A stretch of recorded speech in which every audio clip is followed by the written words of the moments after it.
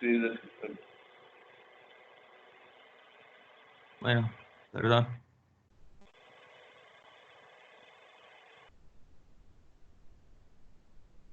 Tenemos que para hacer hablar de oncología y radioterapia, tenemos que hacer un contorneado.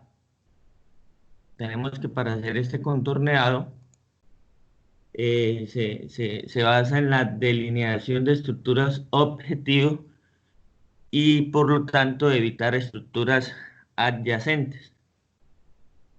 El oncólogo radioterapeuta suele definir tres volúmenes: el volumen tumoral bruto, el volumen objetivo clínico y el volumen objetivo de planificación. Tenemos que el volumen tumoral bruto, como su nombre lo dice, es lo que es muy visible en las imágenes y al examen clínico. El volumen objetivo clínico comprende el volumen tumoral bruto y además de las áreas que están en riesgo de extensión microscópica de la enfermedad, es decir, eh, varía según el tipo de tumor y los patrones conocidos de diseminación y generalmente se extienden 1 a 2 centímetros más allá del volumen tumoral bruto.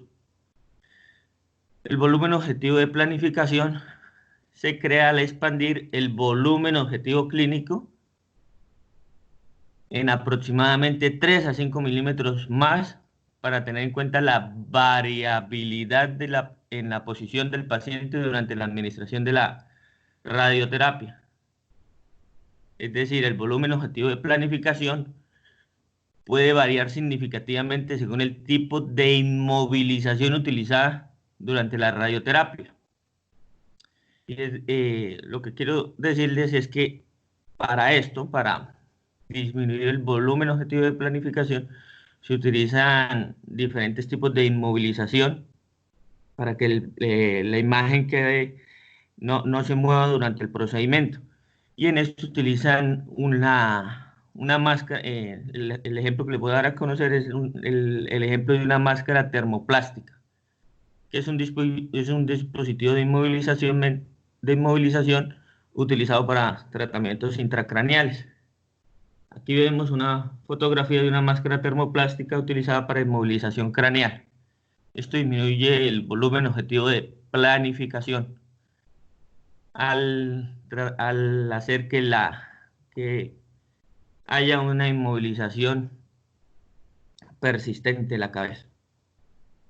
Después tenemos que hacer la planificación del tratamiento. Entonces, una vez se han delineado los objetivos de tratamiento, se prescribe un plan de tratamiento que consiste en la dosis total, el número de fracciones y la frecuencia de tratamiento. Al determinar el tamaño de la fracción, se deben tener en cuenta que la muerte celular debido a la irradiación tiene una relación no lineal con el tamaño de la fracción. Es decir, que un pequeño número de fracciones de dosis altas es más dañino que la misma dosis total administrada en un mayor número de fracciones. Ejemplo, es más efectivo biológicamente la administración de 40 grays entregados en 5 fracciones que la efectividad de 40 grays entregados en 20 fracciones. Tenemos que una manera de administrar esta radioterapia es por medio de la radiocirugía estereotáxica, que generalmente implica la focalización de la enfermedad en la resonancia con un margen VOC, es decir, volumen objetivo clínico, volumen objetivo de planificación mínimo debido a una precisión en este procedimiento en aproximadamente un milímetro del objetivo. Estas son las imágenes de un astrocitoma grado 2 con genisocitrato deshidrogenasa positivo que fue tratado con radioterapia con fraccionamiento convencional. Estas dos, con fraccionamiento convencional, después de una resección subtotal, y lo que vemos son tres líneas que explican el volumen bruto objetivo, el volumen objetivo clínico y el volumen objetivo de planificación. El volumen objetivo, el volumen bruto objetivo es lo que nosotros demarcamos como el tumor como tal. El volumen objetivo clínico por la línea amarilla y el volumen objetivo de planificación, la azul. Esto es un paciente que a la izquierda es un paciente diferente, es una paciente con metástasis cerebral solitaria, tratada con radiocirugía por un equipo con un método que ya lo vamos a mencionar mejor, que es el de rayos gamma SNIC o bisturí. Y lo que vemos es el contorno verde, el tumor delineado por el médico, y en el contorno amarillo es la isodosis recetada en este paciente fue de 47 Gray. Esto es un ejemplo simplemente de fraccionamiento convencional en este lado y por rayos gamma de este lado, que lo vamos a ver mucho en pacientes con tratamiento de metástasis cerebral. Como lo dije anteriormente, actualmente existen unas máquinas que llaman las máquinas bisturí o gamma bisturí, que son máquinas estereotáxicas especializadas, y existe otra que es el CyberKnife y el Gamma Knife. Estos son diferentes. El Gamma Knife, consiste en aproximadamente 200 fuentes de cobalto 60 que están dispuestas de una capa hemisférica, con cada fuente y colimador único que se abre y converge en un único punto.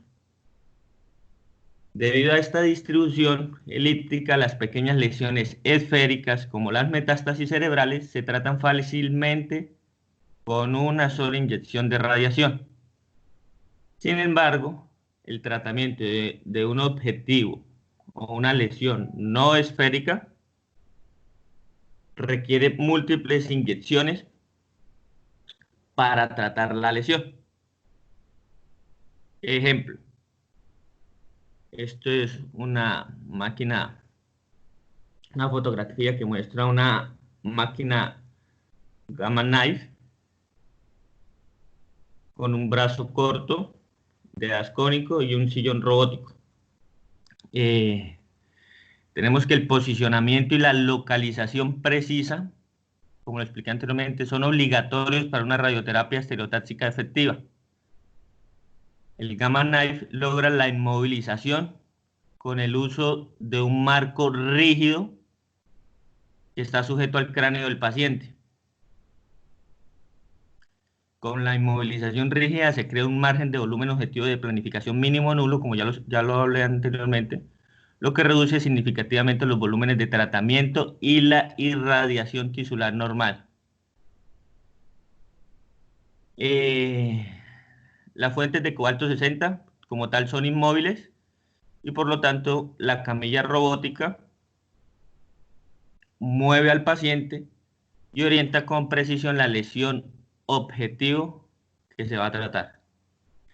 Aquí vemos en este dibujo las fuentes de cobalto 60 con convergencia en una central en el objetivo, lo que da como resultado una distribución dosis esférica a elíptica, que es excelente para el tratamiento de las metástasis cerebrales. Y aquí vemos un ejemplo de cuando no es tan elíptica la lesión. Y bueno, para este caso pues puede requerir múltiples inyecciones de radiación. En cuanto al CyberKnife, tenemos que está equipada con un acelerador lineal en miniatura de 6 MB conectado a un brazo robótico. Este es el sistema de tratamiento CyberKnife. Los pacientes se movilizan con una máscara termoplástica, perdón, y el movimiento se rastrea mediante imágenes contiguas ortogonales durante el tratamiento, lo que permite un monitoreo y las correcciones posicionales. Bueno, entrando un poco en materia con la especialidad, vamos a hablar de algunas lesiones que comúnmente son tratadas por el sistema de radiocirugía estereotáxica. Las metástasis cerebrales son las neoplasias intracraneales malignas más comúnmente en adultos y se desarrollan en hasta la mitad de los pacientes diagnosticados con cáncer. Otro método para las metástasis es la radioterapia cerebral completa. Esto es una opción para pacientes con metástasis cerebrales y puede asociarse con una morbilidad cognitiva significativa. La radioterapia cerebral completa la vamos a utilizar mucho en pacientes que tienen múltiples metástasis. Y como lo dije, está asociada más a una morbilidad cognitiva significativa. Más adelante vamos a hablar de ello. El método de la radiocirugía estereotáxica es una excelente alternativa a la radioterapia cerebral completa para pacientes con metástasis cerebrales limitadas, ya que se asocia con una menos toxicidad cognitiva. Tenemos que las dosis de radiación prescritas para la radiocirugía estereotáxica se basan en el tamaño y el número de las lesiones, y para esto se extrapola un trabajo que hicieron que se llama el ensayo 9005 de un grupo de oncología y radioterapia para saber qué tipo de dosis dar.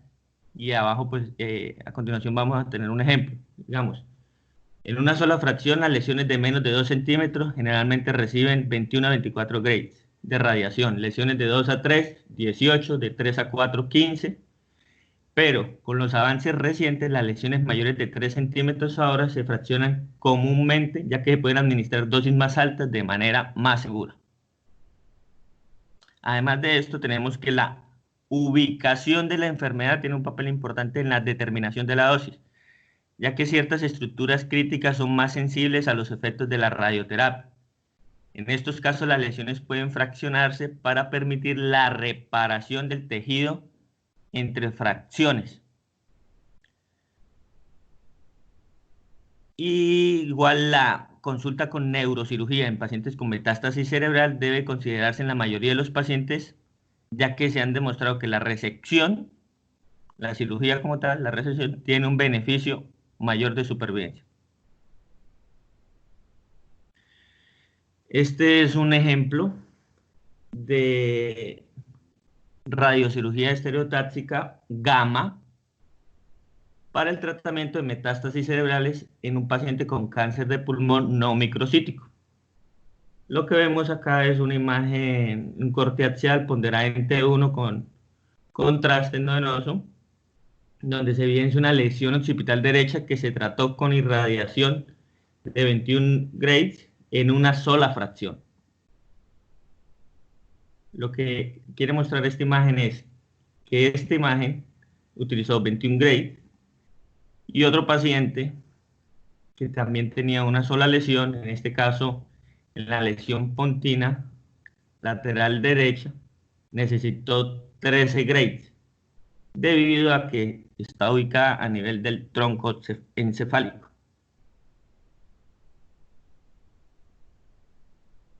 Aquí vemos un hombre de 72 años con antecedentes de cáncer de próstata, donde la resonancia en coronal en ponderación T1 con contraste muestra una lesión berniana metastásica antes del tratamiento. Este es un paciente que fue tratado con radiocirugía estereotáxica gamma. Se administraron 30 grays en 5 fracciones y a los 3 meses vemos la imagen de seguimiento donde vemos no vemos un realce donde estaba anteriormente la lesión.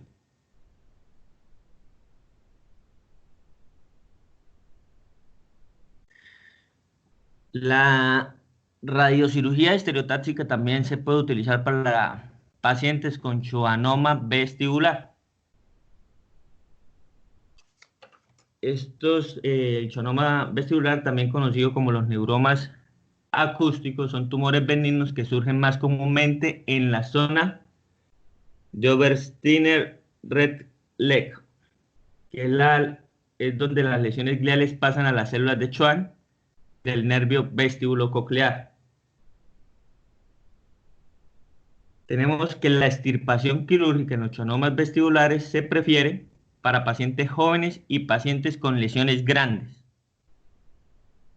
El acceso quirúrgico en estos pacientes va a ser la fosa media, la fosa suboccipital, la craneotomía translaberíntica, con o sin preservación auditiva. La radiocirugía estereotáxica se ha establecido como una opción de tratamiento menos invasiva e igualmente efectiva. Tenemos a que los esquemas de dosis y fracción para el tratamiento con radiación estereotáxica varían de acuerdo con el tamaño y la ubicación del tumor, pero generalmente involucran valores que están por debajo del umbral para inducir una toxicidad neuronal o una toxicidad del tronco encefálico significativa. Solemos esperar que la dosis estereotáxica a dicho nivel varíen entre 12 a 13 grays y dependiendo de la proximidad del área irradiada a la cóclea, la audición puede verse afectada y puede empeorar durante varios años después del tratamiento. Este es el caso de un paciente con un schwannoma vestibular izquierdo que fue tratado con el sistema de radiocirugía estereotáxica Gamma Knife, donde se ve delineado en amarillo el schwannoma en contorno amarillo y se le aplicó 13 grays. También tenemos que la radiocirugía estereotáxica la vamos a utilizar para pacientes con adenoma hipofisiario. Los adenomas hipofisiarios representan aproximadamente el 15% de los tumores intracraneales. Se clasifican dependiendo del tamaño en microadenomas o macroadenomas y se extienden más allá o menos de los 10 milímetros. Además se clasifican como funcionales o no funcionales. Y sabemos que los adenomas hipofisiarios pueden tratarse, o sea, tienen tres tipos de tratamiento, que es la observación, la cirugía y la radioterapia. La elección del tratamiento depende de las características del tumor y del estado del paciente. Dadas las altas dosis de radiación, es decir, entre 2 y 16 grays requeridas para el control local de la enfermedad, y la dosis hasta 35 grays requerida para el control bioquímico, debe existir un espacio adecuado entre el tumor y estructuras críticas circundantes para prevenir la toxicidad. Estamos hablando en sí del tracto óptico que se debe evitar, y esto se evita, esta toxicidad requiere por lo menos 1 a 2 milímetros de espacio entre este tracto y el tumor para un tratamiento seguro. Pero en casos en que el tumor linda con el tracto óptico, lo que puede hacerse es intentarse una resección parcial para la descompresión, para facilitar posteriormente la radiocirugía. O de lo contrario, se puede utilizar radioterapia fraccionada, que se considera menos deseable debido a las tasas más bajas asociadas de remisión de tumor endocrino. Aquí tenemos una imagen sagital de T1 postcontraste que muestra un adenoma hipofisiario no funcional tratado con radiocirugía estereotáxica gamma. Vemos también la línea de isodosis externa de 8 grays que no compromete el tracto óptico, que es lo que estamos viendo aquí en rojo. Y en amarillo lo que estamos observando es el volumen de isodosis recetado, en este caso serían 16 grays.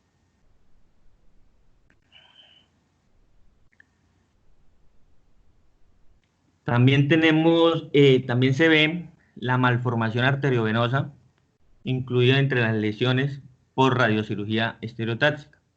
Como sabemos, son anomalías vasculares congénitas esporádicas en las cuales las arterias tienen conexiones directas al lecho capilar normal. La mayoría de las lesiones son clínicamente silenciosas, pero hasta la mitad de los pacientes que llegan a presentar síntomas lo tienen por presentar una hemorragia intracraneal aguda.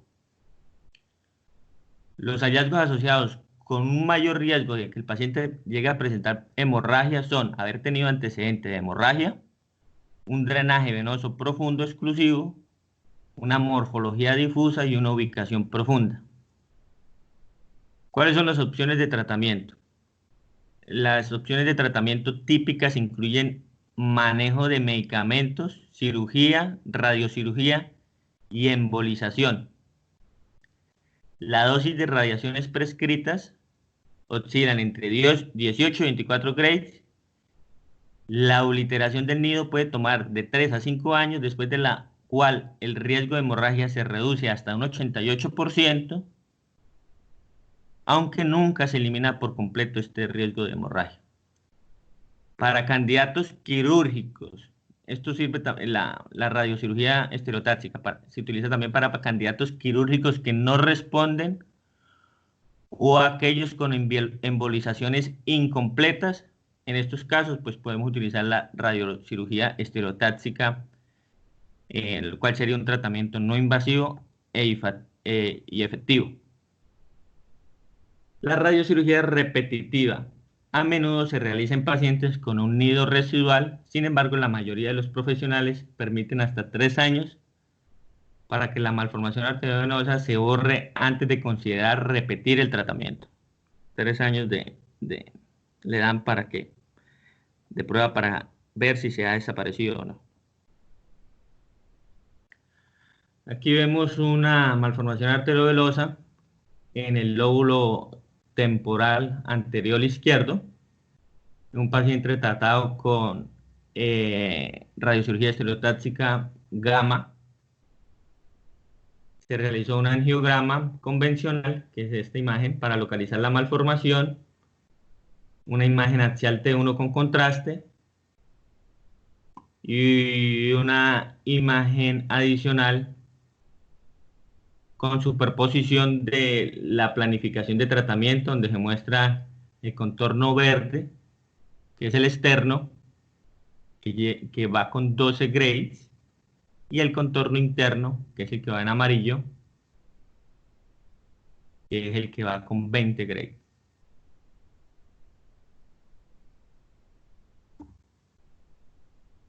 También vamos a ver la radiocirugía estereotáxica en pacientes con neuralgia del trigémino. La neuralgia del trigémino es un trastorno de dolor facial severo que se caracteriza por dolor paroxístico a lo largo de la distribución del nervio craneal 5. Tenemos que una causa común de este trastorno es una arteria o vena anómala que ejerza un efecto sobre el nervio trigémino, específicamente en el ángulo pontocerebelo-pontino. La gran cantidad de opciones de tratamiento en esta patología incluyen medicamentos antiepilépticos, inyección de toxina botulínica, la descompresión microvascular, la rizotomía y la radiocirugía. La radiocirugía estereotáxica es un tratamiento alternativo, en este caso no invasivo efectivo, para individuos con neuralgia del trigémino que son pobres candidatos quirúrgicos o que tienen dolor irritable sin una anomalía vascular. Se realizó un estudio prospectivo de Regis, donde se observó alivio del dolor a los 12 meses en 2/3 de los pacientes que fueron tratados con una dosis media de radiación de 85 grays a la raíz nerviosa afectada. Sin embargo, 1/3 de los pacientes tenían dolor recurrente 6 meses después del tratamiento. Tenemos que, a pesar de la alta dosis administrada al nervio, los efectos secundarios como tal fueron mínimos. Y ellos incluyeron la parestesia facial leve, que se presentó en un 6%, y la hipoestesia facial en un 4%. Aquí vemos una resonancia axial ponderada en T2 que muestra un paciente que presentaba neuralgia del trigémino del lado derecho, que fue tratada con radiocirugía estereotáxica por una dosis máxima de radiación de 85 grays, utilizando el Gamma Knife. Vemos los 2 a 3 contornos. El central tiene hasta 80 grays, el siguiente 42.5 grays y el siguiente 14 grays.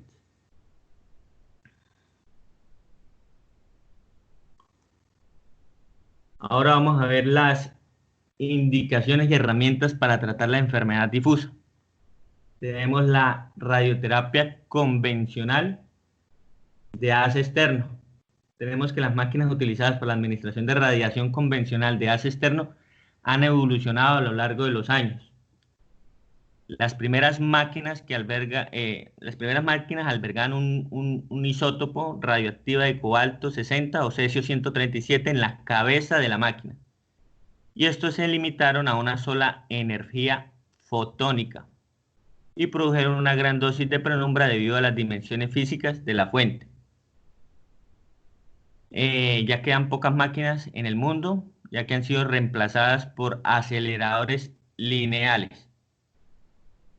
Uno de los avances tecnológicos más recientes en radioterapia es la capacidad de modular la intensidad de haz en todos los puntos a través del haz. Y esto es lo que se llama radioterapia de intensidad modulada. Este es un equipo de acelerador lineal utilizado para la radioterapia de haz externo.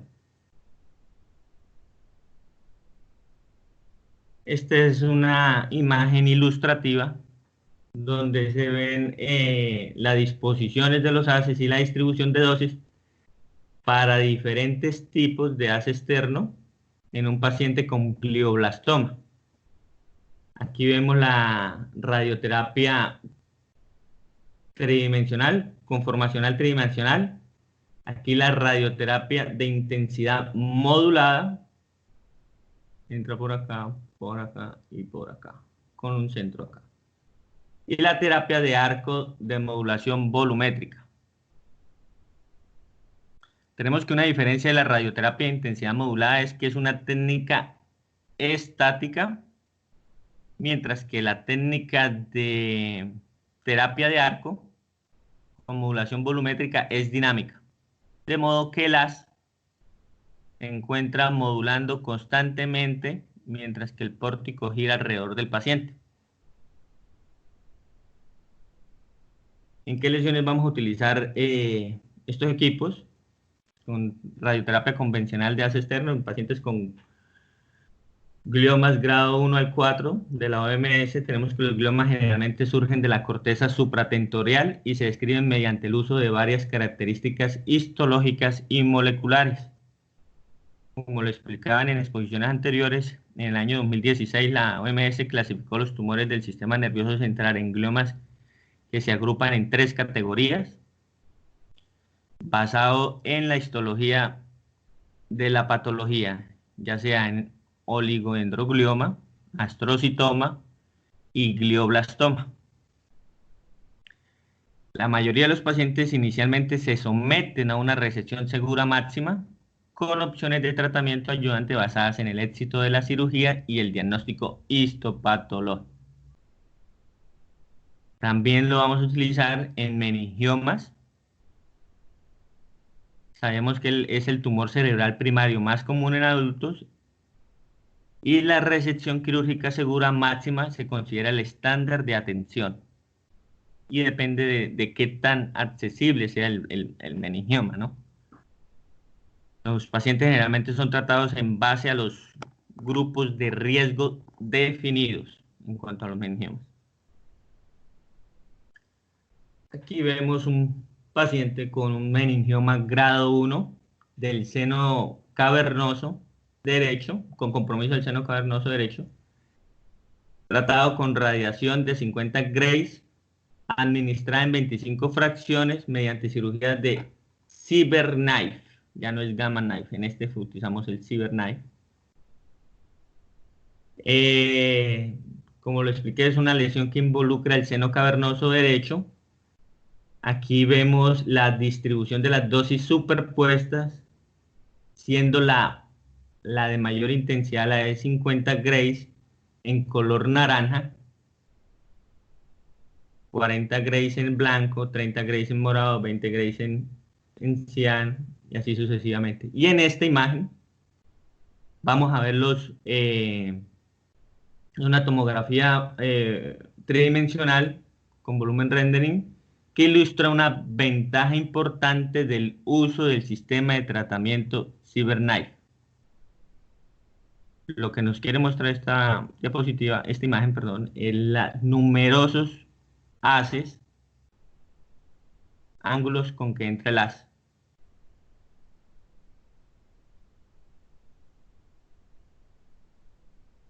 Pero también tenemos el uso de no solamente de fotones, sino también de protones. Tenemos que los protones terapéuticos se generan al eliminar los electrones del gas de hidrógeno.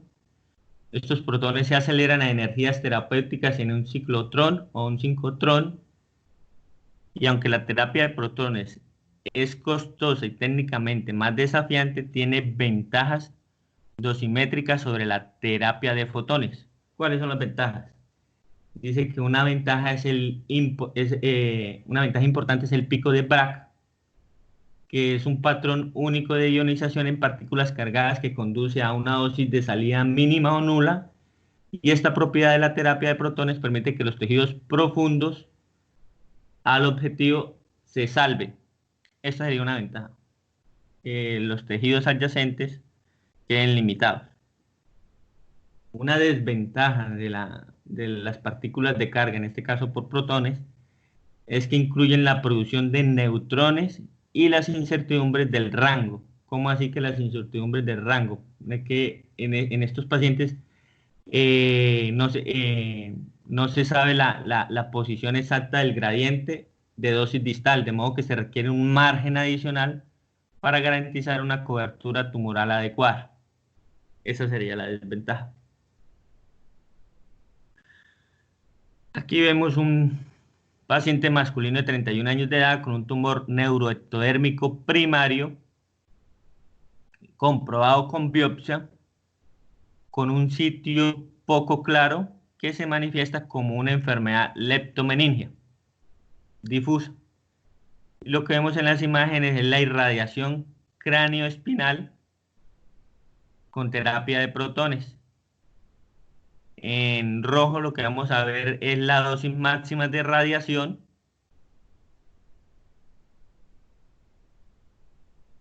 Y también lo que quiere mostrar esta imagen es que se ve el rápido descenso de la dosis de radiación profunda, que es lo que vamos a ver en azul.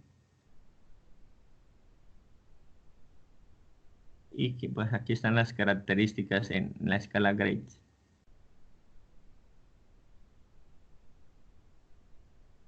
Bueno, la braquiterapia. Esta ya la hemos escuchado hablar nosotros. Tenemos que denotas el uso de fuentes radiactivas intersticiales colocadas dentro o cerca de un área que requiere tratamiento. Varios investigadores en series pequeñas han informado sobre el uso exitoso de la braquiterapia con yodo 125 para el tratamiento de tumores intracraneales recurrente previamente irradiados. Tenemos que estas semillas son fácilmente visibles en imágenes de tomografía y resonancia. Aquí vemos un paciente con un macroadenoma hipofisiario paninvasivo, quien se seleccionó para una braquiterapia intersticial. En la imagen lo que vemos son la distribución de las dosis de la braquiterapia intersticial.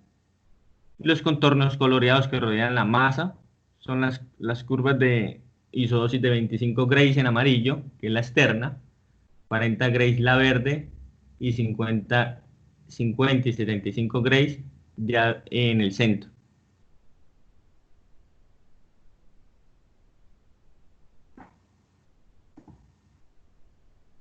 En cuanto a pacientes con terapia paliativa,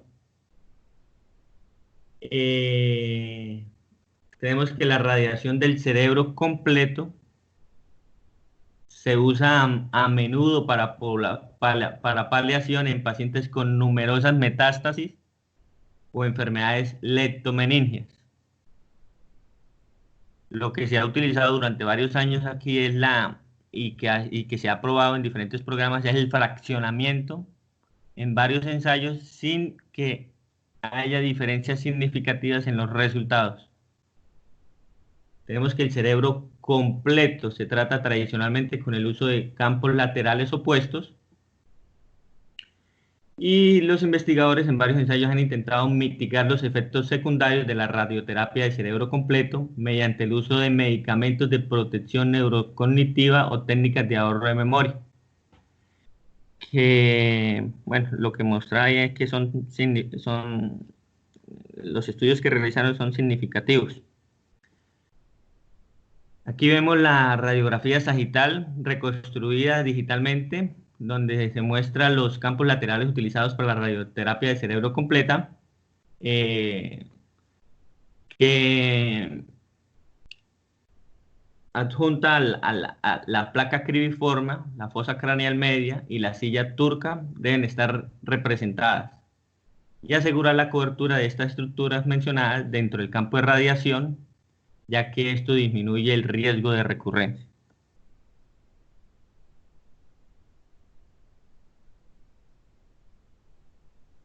Vamos a hablar ahora sí algo que nos interesa demasiado, que es el efecto de tratamiento. Tenemos que la radiocirugía estereotáxica es una excelente opción para el tratamiento de metástasis cerebrales, como ya lo mencionamos, y lesiones primarias del sistema nervioso central, como los xenomas vestibulares, las malformaciones arteriovenosas, los adenomas hipoficiarios. Y aunque conlleva menos riesgo de deterioro neurocognitivo, pueden ocurrir muchos efectos tóxicos distintos relacionados con el tratamiento. Por lo tanto, es imperativo que los neuroradiólogos conozcan estos hallazgos potenciales en las imágenes cerebrales postoperatorias. Las complicaciones las dividen dependiendo del tiempo en que se haya dado la terapia. Si es aguda, significa que se presenta antes del mes de la radiación, de haber presentado la radiación. Está la complicación tardía temprana, que va del primer mes al sexto mes después de la radiación, y la complicación tardía retardada, que va después de los 6 meses de la radiación. Tenemos que las complicaciones agudas no son comunes con los protocolos de tratamiento actual, pero sí pueden incluir síntomas. Pero se puso la bata, no lo creo. Hola.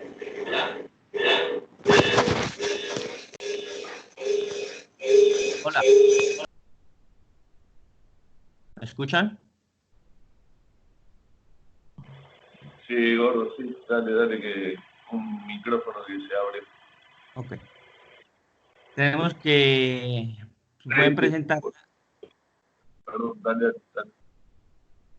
algunas complicaciones, son las náuseas, el dolor de cabeza, la letargia y el empeoramiento del tránsito de los déficits neurológicos focales.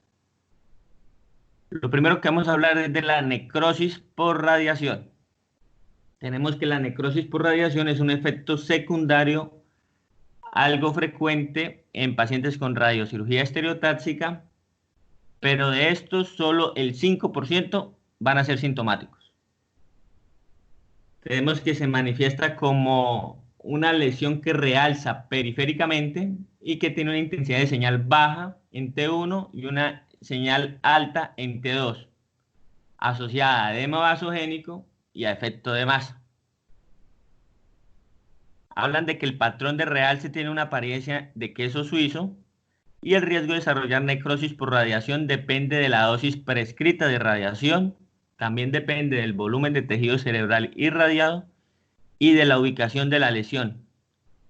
Histológicamente, ¿qué vemos histológicamente en la necrosis por radiación? Lo que se va a ver son exudados fibrinosos y una organización distrófica de los vasos.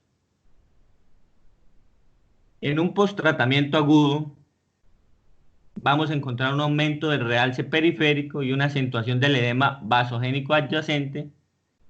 Si llegamos a encontrar esto en un posttratamiento agudo, es decir, en menos de un mes, es más propenso a que esto que estamos viendo sea secundario a una tumoritis aguda y a la cerebritis.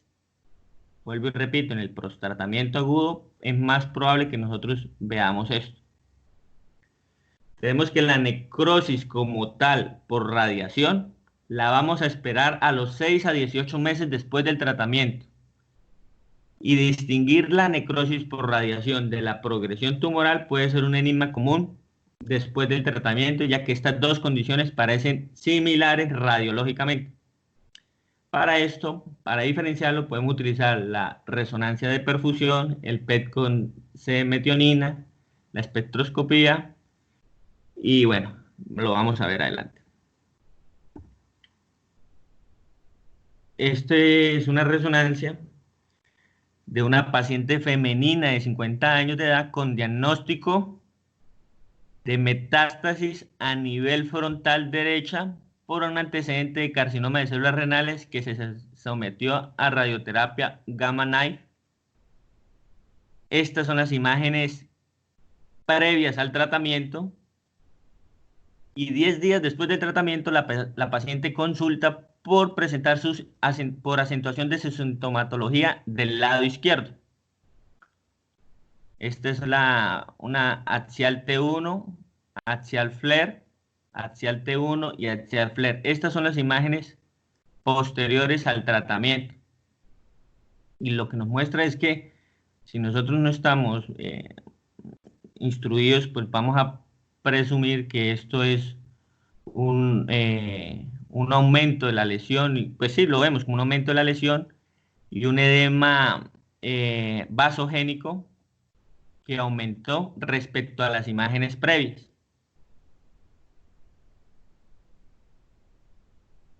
Este es un paciente que presentó tumoritis y cerebritis aguda.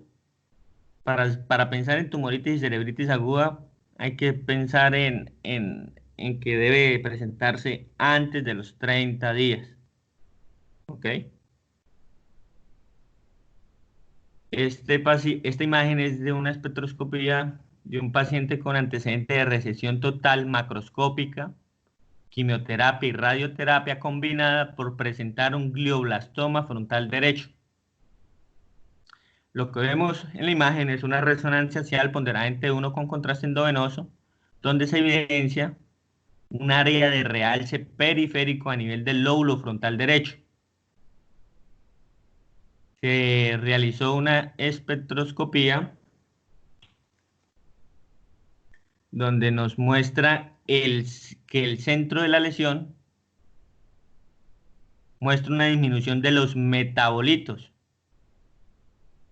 Este centro de la lesión, son estas dos columnas. Hay una disminución de los metabolitos, de la colina y de la creatinina, mientras que hacia el lado externo, hacia el lado medial, observamos un aumento de la relación colina-creatinina. Este paciente presentaba una necrosis por radiación. Esto es demostrando que la espectroscopía nos ayuda, nos sirve para cuando hayan esas dudas.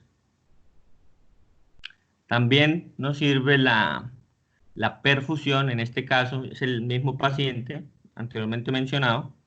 Aquí vemos una perfusión donde vemos una disminución del volumen sanguíneo cerebral relativo en las áreas de la necrosis por radiación.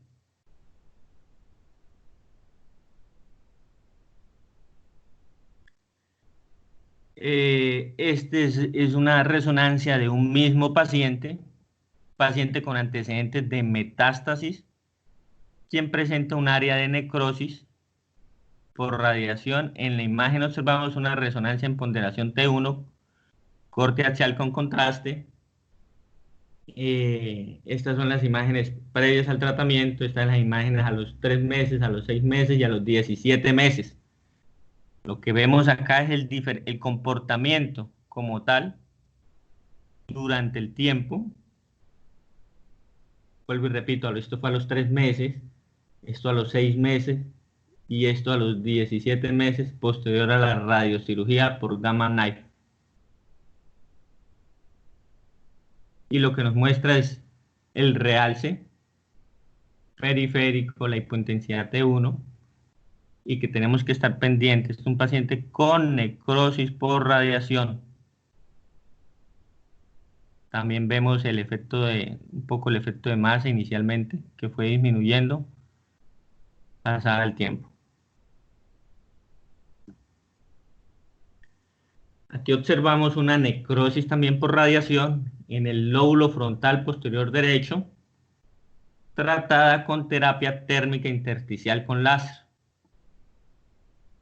Y lo mismo, tenemos aquí el antes del tratamiento, a los 3 meses y a los 7 meses, mostrando la imagen característica de la necrosis por radiación, una hipointensidad en T1, si fuese un T2 estaría hiperintenso, el realce periférico ante la aplicación del contraste endovenoso y el edema vasofénico con discreto con efecto de masa que se puede llegar a presentar. Vuelvo y repito, esto son unas imágenes de una necrosis por radiación.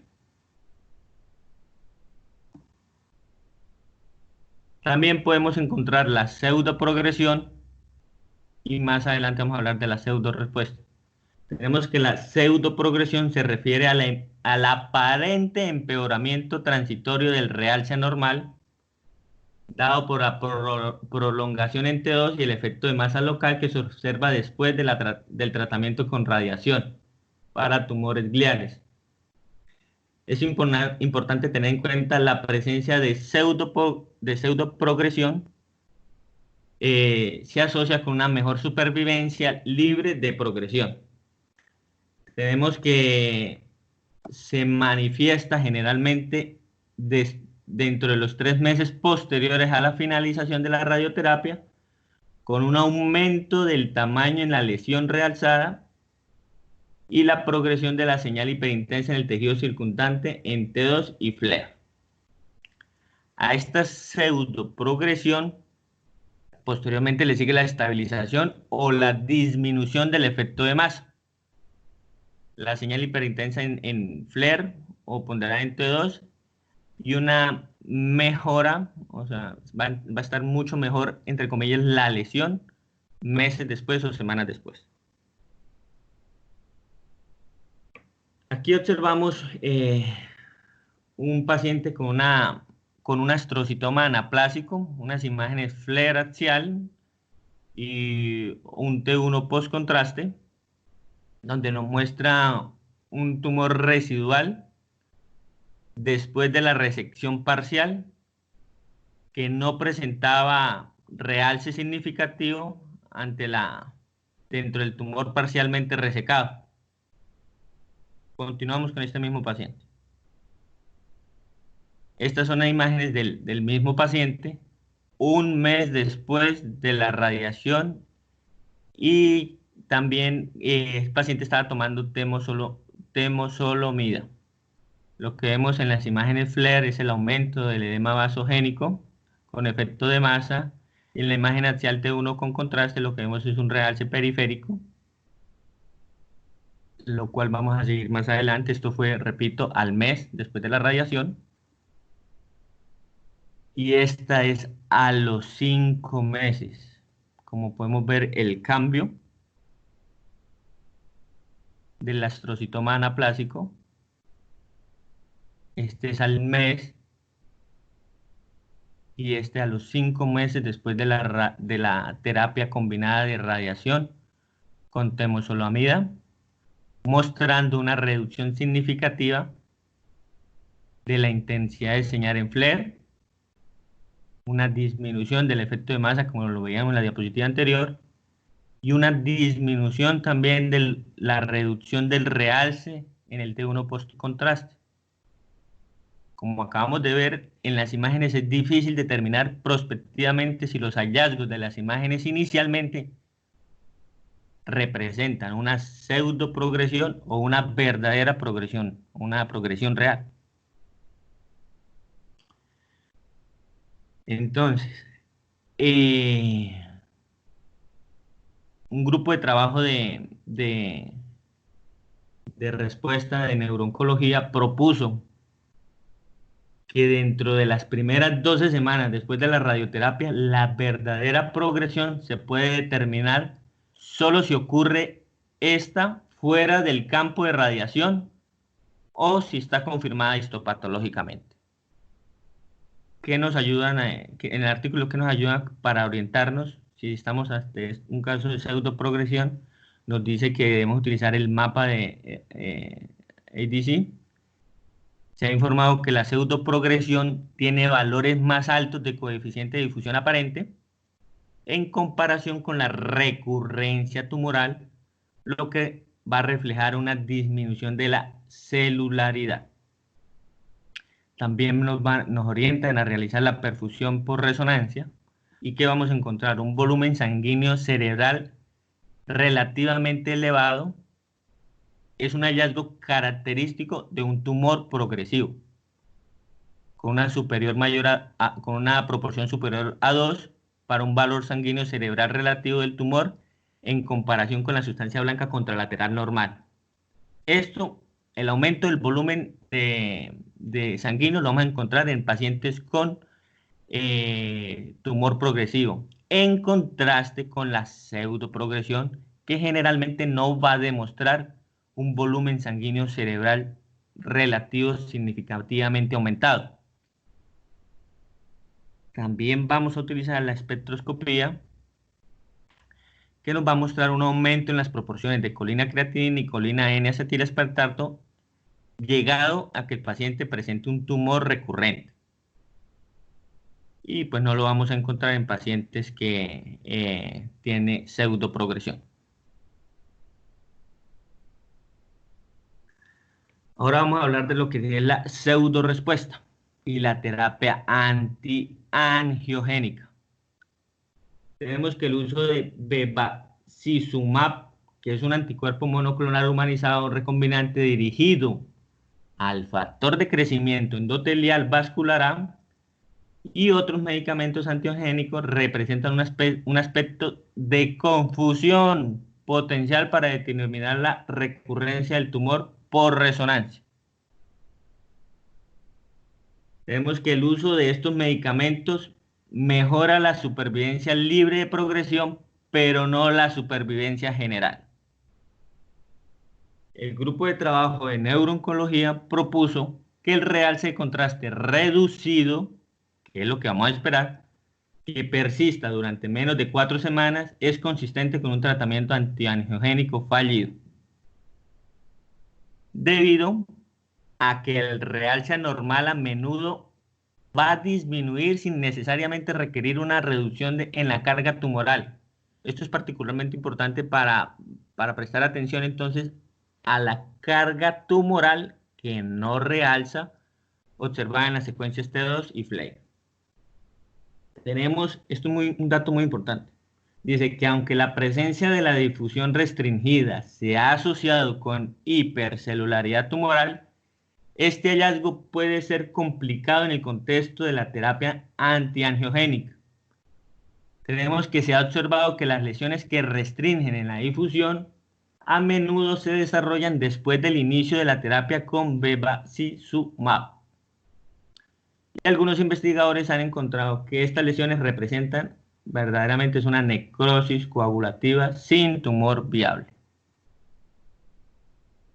Entonces es importante tener en cuenta que el tejido necrótico también parece tener valores de mapa de ADC significativamente más bajos que el tumor hipercelular.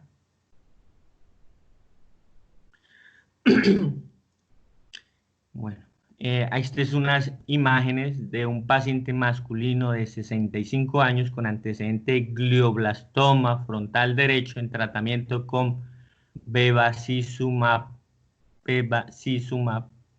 Aquí vemos una resonancia en axial T1 con contraste. Aquí vemos el FLAIR, la difusión y el mapa de ADC. ¿Qué vemos? Aquí vemos cómo toma contraste la lesión. Vemos el edema vasogénico perilesional. Y lo que vamos a ver en las imágenes de difusión es que el paciente presenta una restricción a la difusión de agua sobre los bordes de la lesión, que son verdaderamente presentan restricción, ya que hay una disminución del valor de ADC en las imágenes de ADC. Es una restricción a la difusión en el borde del tumor. Aquí vemos estas mismas imágenes adquiridas 4 meses después, que demuestran una reducción marcada del realce anormal y de la intensidad de la señal FLAIR. Pero también observamos en las imágenes de restricción y de ADC una restricción sobre la difusión a nivel del giro del cíngulo derecho y en el centro semioval, que posterior a un análisis histopatológico se encontró que eran cambios relacionados con el tratamiento. Esto lo llevaron a histopatología y esto fue lo que encontraron, cambios relacionados con el tratamiento. Aquí encontramos una paciente femenina de 69 años con glioblastoma que fue tratada con bevacizumab, que muestra esta es la difusión, el ADC, es la misma paciente. Aquí vemos una área confluente de hiperintensidad con hipointensidad en el ADC en los lóbulos frontoparietal derecho.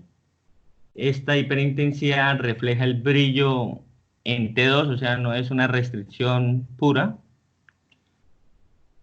Y estas son las imágenes obtenidas 3 meses después del inicio del tratamiento con bevacizumab, que muestran una restricción a la difusión anormal en la sustancia blanca periventricular frontal derecha.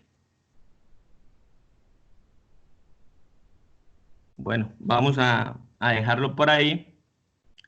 La exposición queda pendiente de hablar de estas complicaciones del hipotiroidismo, hipopituarismo, neuropatía óptica inducida por radiación, vasculopatía por radiación, leucoencefalopatía inducida por radiación, efecto de radiación adversa tardía, el síndrome de SMART, que fue el que le hablé al doctor Díaz, de un paciente, de hidrocefalia después de otra complicación, la hidrocefalia después de la radiocirugía para echinoma vestibular, y de algunos tumores malignos secundarios posterior a la radiación. ¿Listo, Doc? Hola.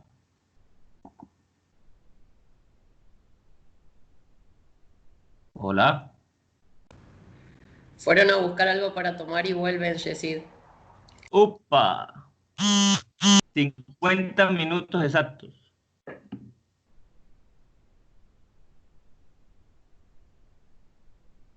$50 minuticos exactos. Ahí, ahí lo estoy.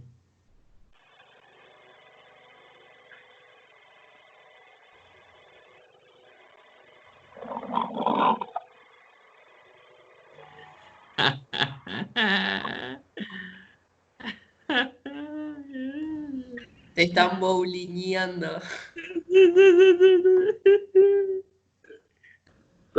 Me desperté.